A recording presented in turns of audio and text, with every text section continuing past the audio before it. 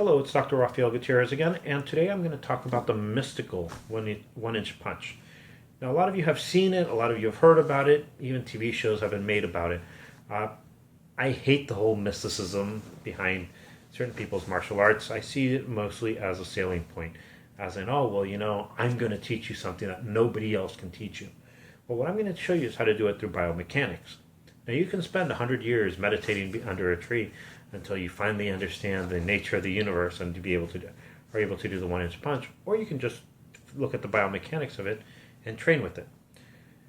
Now, I'm also going to mention something else, and that is I've been wanting to make a manual for the labs that I do in my class, and finally got around to it. And I don't want to show that picture because reproduction may get me in more trouble. But what we have is I actually use fair use pictures, so you can see the type of pictures that I'm going to use are actually pictures you can find online if you want, and they're free. They're actually made by the old masters who pretty much did better work than what we have today. So I figure I'd like to go back to that. And with that, I'm going to introduce my video and hope you enjoy it.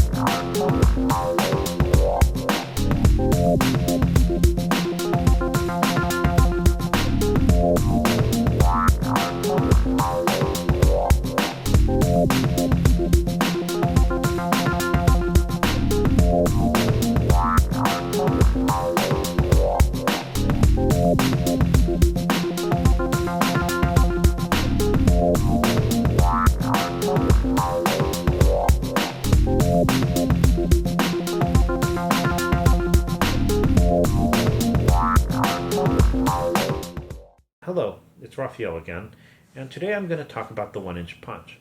Now, one of the things I'm going to tell you is this. For a lot of techniques, when people don't know what they're doing, it's a magic show. They're looking at this hand here when everything's happening over on this side. With the one-inch punch, that's pretty much the best way to see it. The other thing I want you to know is this. A lot of times people are impressed by the wrong thing. For instance, if you look at someone who is, let's say, pushing someone, you can see someone take someone and push them, and they may be a great feat of strength where you can push them 6 feet, but there's no damage when you get pushed. You can walk away from that and be like, okay, well, maybe my shirt got a little messed up, but that's it. And in a lot of videos for the one-inch punch, what you see is this big movement.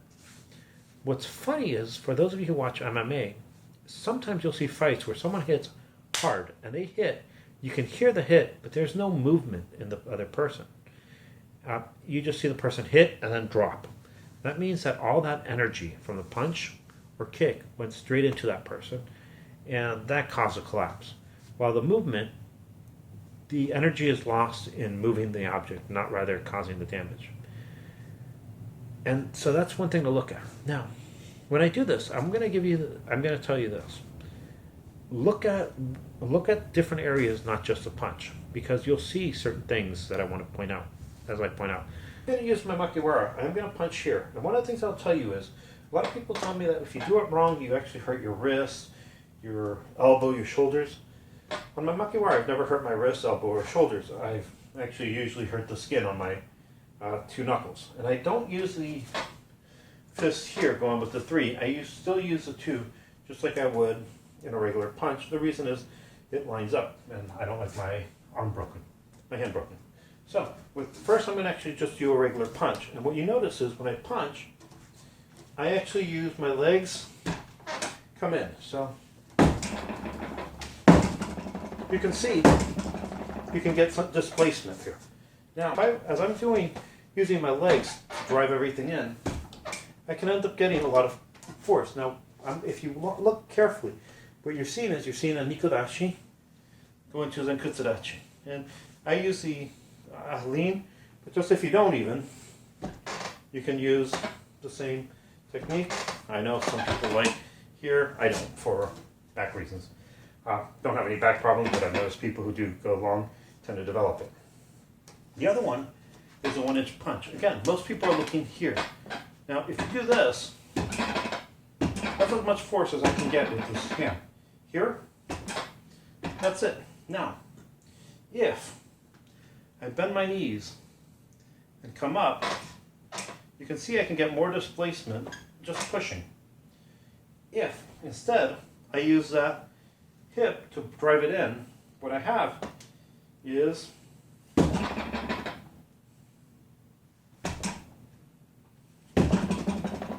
more displacement, and sometimes, I don't know if you can hear it, it sounds a little louder to me, and one of the things I notice is when I hit, I tend to actually see more erythema, redness in the knuckles. What you're noticing is, again, I'm actually launching from my legs. Now if you think about it, what's going to be stronger, my arm or my leg? So when someone does this 1-inch punch here, they're actually going into the legs, the hips, even the abdomen, and a little here. So a lot of people are wondering where does the power come from? It's everywhere else, not where you're looking at. And that's one of the problems that happened with this scientist. And I'm hoping that you can measure the force and speed of his punches and see how much damage he can actually cause to a human. We can definitely do that. The 1-inch punch, made famous by Bruce Lee. All right, which one are you going to show us? I never knew if it was possible or not, but we're about to put it to the test. Inch power. Yeah. So what is inch power?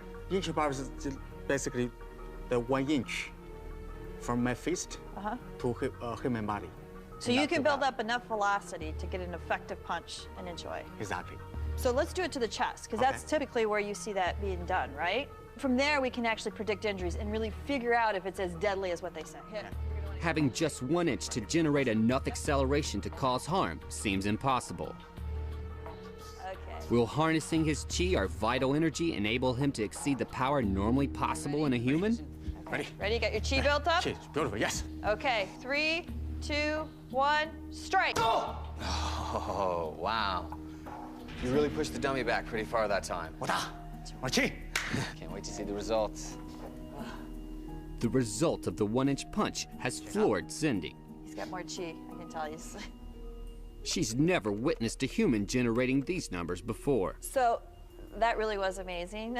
To be honest, I've evaluated chest impacts before. It's kind of what I did my dissertation on. And the value that you generated, it's quite high. It's higher than what we have for all our automotive standards. So it's 1.78 VC, which basically we use a cutoff value of 1. So if you have a car that's been tested according to the Federal Motor Vehicle Safety Standards, 1.0, the car will fail. So based on our data, a 30-mile-an-hour car crash would be less injurious than a punch from seafood. Wow. In fact, from just 1 inch away, he's twice as deadly as a car crash. So your strongest punch, your most deadly punch, is the 1-inch punch. The closest. He definitely is not normal, let's put it that way. Well, I don't understand how he's able to do it. I just know he can do it. So the chi must mean something. It seems the power of chi can make you superhuman. Now, the reason I actually showed you the biomechanics is because there's something else. A lot of us teach self-defense, and when we teach self-defense, we have a lot of people who think they know how to throw a punch.